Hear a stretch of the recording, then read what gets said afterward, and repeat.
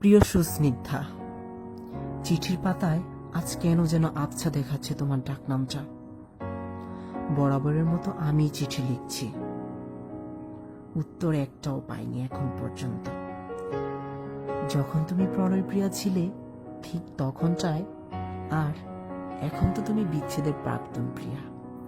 চিঠির উত্তর আশা করাটা বড়ই দুষ্কর, বড়ই বেমানান মনে করি আমি।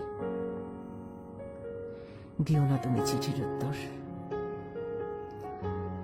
চিঠিটা যখন তোমার আপন গোচরে যাবে তখন তুমি ব্যালকনিতে বসে চুল শুকাচ্ছ আর গায়ে রোদ মাখাচ্ছ। দিনগুলো ভীষণ মিস করি জানো, যখন তুমি তোমার ডায়েরিটা আমার হাতে দিয়ে তোমার শাড়ির কুচি সমান বিচরণে আনতে আমি মুগ্ধ হয়ে চেয়ে থাকতাম। কিন্তু আজ আমরা অসমানের তালিকায়, কেউ কাউকে দেখছি না, কেউ কাউকে হয়তো মনে করছে, কিন্তু তা নিজেদের অজান্তেই থেকে যাচ্ছে। নদীর পাড়ে স্নিগ্ধ বাতাসটা তুমি বড্ডই পছন্দ করতে। আমরা প্রায়ই মেঘনার পাড়ে দাঁড়াতাম, তখন তোমার খোলা চুলগুলো আর শাড়ির আঁচলটা বড্ড ঢেউ খেলত। আমি তাও অবাক দৃষ্টিতে চেয়ে থাকতাম, মুগ্ধ হয়ে চেয়ে থাকতাম।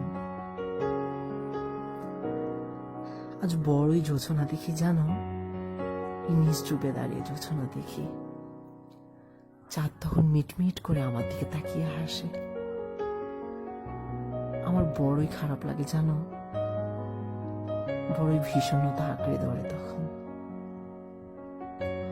আমার কাছে প্রাক্তন বলতে কিছুই নেই। আমি মনে করি এটা আমায় বুঝতে শিখিয়েছে আমি নিজেকে নিয়ে বড্ড বেমানান ছিলাম, বড্ড আনমনা ছিলাম, আর নীরব আর নিভৃত ছিলাম। আমি বিচ্ছেদ চাইনি, আমি প্রণয় সঙ্গীর খানিকটা শাসন চেয়েছিলাম। আমি হাত ধরতে চাইনি, আমি স্পর্শও চাইনি। চেয়েছি ছায়া সঙ্গী হয়ে অনেকটা পথ সাথে থাকতে, সাথে হাঁটতে। আমি বিচ্ছেদ চাইনি, চেয়েছি ভালোবাসা।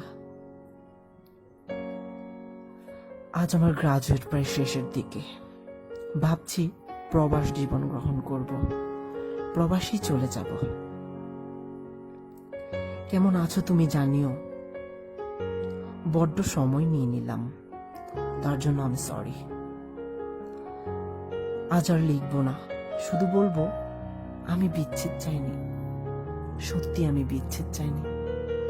ভালো থেকো তুমি তোমার আপন গোচরের মানুষকে নিয়ে, ভালো থেকো। আজ আমার ব্যাকুল প্রণয়ে হৃদয় অগোছালো হয়ে আছে, শুধু তোমারই অপেক্ষায়।